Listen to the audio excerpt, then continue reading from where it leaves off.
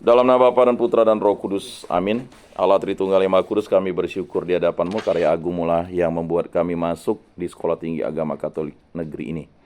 Semoga kami baik yang di Kalimantan Barat, di luar Kalimantan Barat, yang akan menjadi katekis ini, mampu dibimbing oleh kasih-Mu, dan selalu mengembangkan diri kami di kampus tercinta kami ini, dalam pengetahuan, dalam keterampilan, dalam kebaikan, dan yang paling utama kasih Kristus selalu mengalir di dalam diri kami dan akhirnya memancarkan sinar kepada semua orang yang kami layani.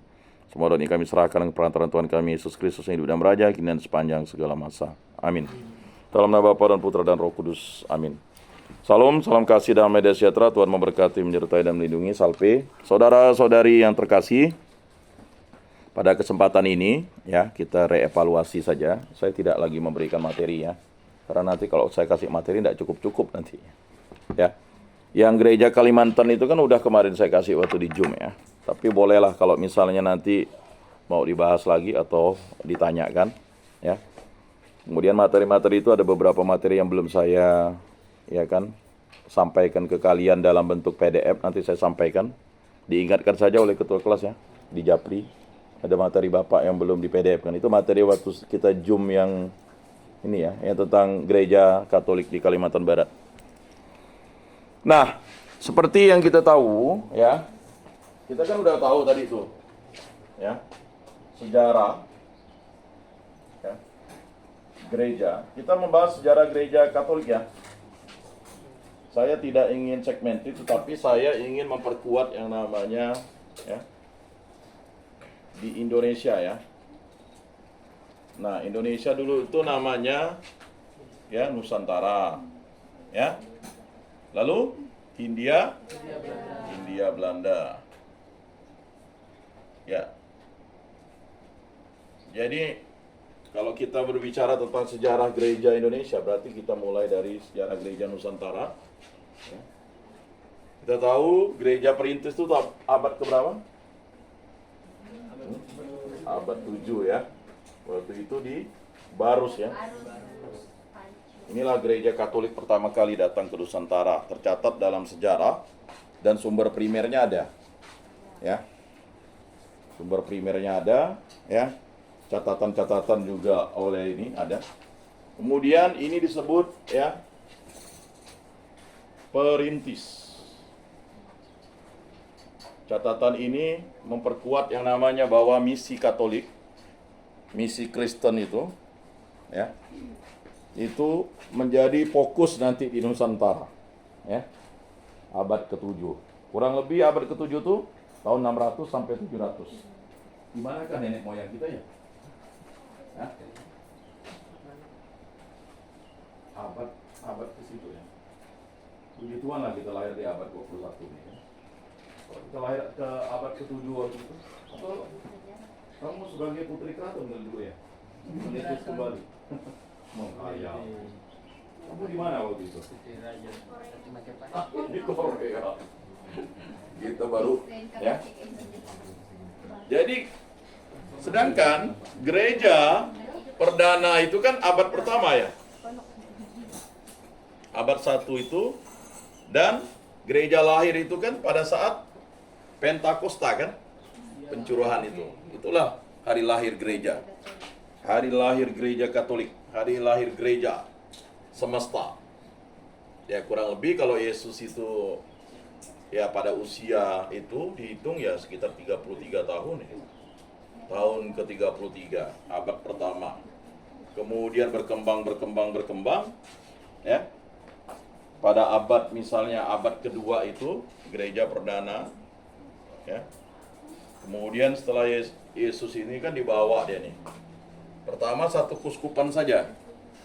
Apa kuskupan yang pertama dibangun oleh Yesus tuh? Kuskupan Yerusalem. Betul? Betul. Setelah itu karena pengganti Yesus itu adalah Petrus, terbentuklah kuskupan Antioquia. Kuskupan Antioquia. Nah, Nanti keuskupan Yerusalem, Rasul Yakobus saudara Yesus yang menjadi uskup di situ. Ya. Jadi rasul itu adalah uskup. Jadi Yesus itu memilih 12 uskup dulu. Jadi jangan sampai bingung kalian tuh. Ya. Makanya rasul kita sekarang di gereja kita itu adalah yang Monsignor Agustinus itu rasul kan. Nah, Keuskupan Yerusalem, Keuskupan Antioquia lalu ya. Lalu ada para rasul yang pergi ke Mesir. Dan kota itu dibangun oleh Alexander the Great, Keuskupan Alexandria. Ya. Loh, ya kan? Mengapa Mesir itu menjadi wilayah misi? Karena Yesus pernah diungsikan ke sana. Catatan pinggir sejarah itu, kamu tahu enggak penjahat yang di sebelah kanan Yesus tuh? Ketika Santo Yosef dan Bunda Maria itu membawa bayi Yesus itu dihadang oleh penjahat. Itu catatan pinggir. Itu dapatnya dari seorang pakar. Ini kan sudah profesor sekarang beliau. Kenal. Jadi ketika dia melihat bayi Yesus, Yesus ya, silakan tidak jadi dirampoknya. Itulah penjahat yang di sebelah kanan Yesus. Dia percaya Yesus. Jauhlah hubungannya. Itu catatan pinggir Alkitab. Lalu dia tetap menjadi penjahat. Ya kan? Ketika dia melihat Yesus, itulah baptis dia itu. Ketika dia sudah tergantung di salib, dia ketemu Yesus yang sudah dewasa. Lalu kalau sebelah kirinya menghujat, ya kan, sebelah kanan itu kan melambangkan kalau orang Yahudi itu kan pakai sebelah kanan, kiri itu tidak baik. Kita kan orang timur kan. Nah, akhirnya apa?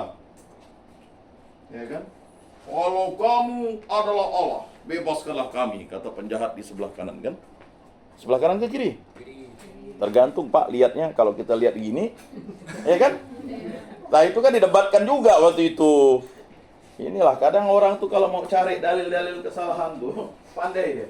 Kiri ke kanan kata ya, tergantung. Kalau misalnya Yohanes melihat di sebelah sini kan berarti kanan Yohanes. Di sebelah kanan Yesus menurut Yohanes kan, sebelah kanan Yesus menurut tangan dia. Tapi yang kita bisa analogikan sebelah kanan Yesus berarti di sebelah kanannya lah. Betul ya? Nah, iya di sebelah kanan Yesus. Dia kan bilang kalau di sebelah kanan Yesus, ya kan? Kan udah jelas. Ngapa perlu didebatkan lagi kan? Di sebelah kanan siapa namamu? Juan. Ada enggak orang di sebelah kananmu? Loh,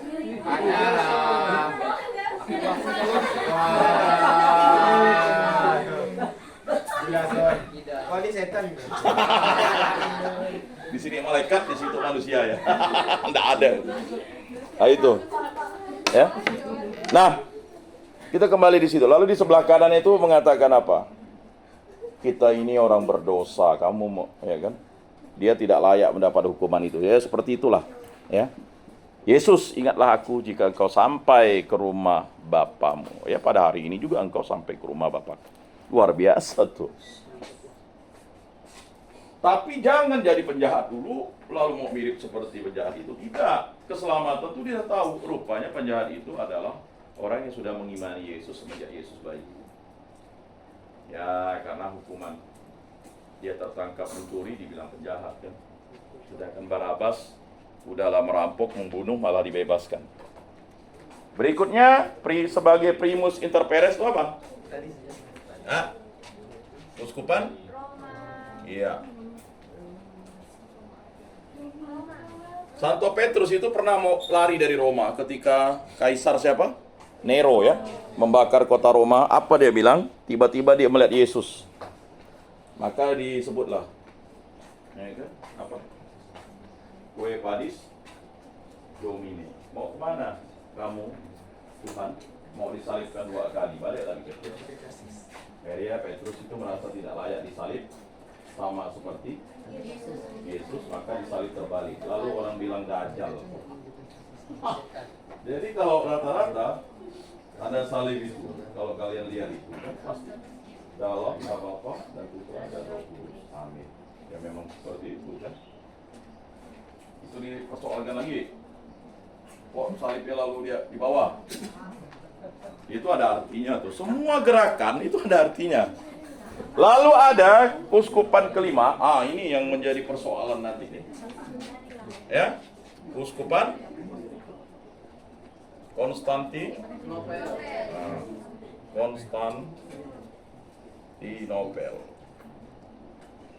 Nah, ini nanti pada tahun 1000 berapa? 1034, 1054? Nggak tahu, Pak. Kamu kan udah tuh buat sejarah tuh, tugas. Tahun berapa ya? Skisma tuh. Sebenarnya udah ada skisma pertama sekitar tahun 500-an. Kau ngarang-ngarang 1500-an tuh udah dengan mulailah dia suka ngarang. Monito kau suka ngarang bahaya tuh. Nah, itu ya. Persoalan apa? Ya, ini kan pada abad ke-10 nih terjadi. Makanya jangan heran ngapa kok lalu melompat ke abad ke berapa? 14 sampai 17. Betul gak? 14 sampai 15 kan 14 sampai 17. Itu disebut dengan awal mula gereja Katolik di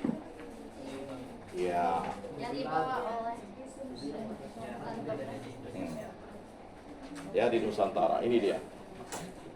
Di mana itu? Di daerah timur ya. Maluku, Ternate, lalu Ambon. Itu dibawa oleh maksudnya misionaris itu sebelumnya kan pada abad ke-14 kan bukan Fransiskus Xaverius saja, tapi ada mereka misionaris itu karena sudah berarti berapa abad? 700 tahun. Karena terjadi yang namanya skisma yang agak besar itu, yaitu tadi. Jadi di dunia ini primus inter paresnya untuk gereja Katolik adalah gereja Katolik Roma. Tahu primus inter pares, yang utama dari yang utama, kan gitu. Ya. Jadi paham ya? Nah, tapi juga kalian harus paham, gereja Ritus Timur juga kita itu ada 2 ritus sebenarnya di gereja Katolik itu. Ya, ritus Latin, kata barat itu lalu ritus timur itu menggunakan bahasa Yunani, Kaldea dan sebagainya, Dan itu ada yang tetap mengakui privilege, kepausan. Beda dengan Kristen Ortodok. Jadi Katolik itu ada ritus barat dan ritus timur. Sedangkan pada ritus barat itu saja ada 2 jenis misa kan? Misa yang menghadap umat dan membelakangi umat. Jarang kan kita ikut itu? Ya, sebelum Konsili Vatikan membelakangi umat. Jadi pernah kalian lihat meja altar itu? Enggak ada lagi kali ya. Kalau di gereja katedral itu masih ada altar, diletakkan di bawah salib Yesus. Itulah dia. Mungkin ada di beberapa gereja. Nanti kalau kalian lihat dalam gereja-gereja di mana gitu, itu karena mungkin dia masih pakai itu ya. Nah, 14 sampai 17. Apa yang terjadi di sini nih? Apa yang terjadi di sini? Berapa banyak umat Katolik lalu dibaptis waktu itu? 178. Itu dipanlit. Enggak, di abad 14-17. Saya hanya mengingatkan Lalu, ini enggak ada yang punya catatan lengkap ya? Belum, Pak. Ketua kelas? File. Jadi abad 14-17 itu gimana ceritanya? Jadi semuanya padahal udah berkali-kali saya ulangi. Berulang kali aku mencoba. Ya kan? Tapi tidak bisa pula ya.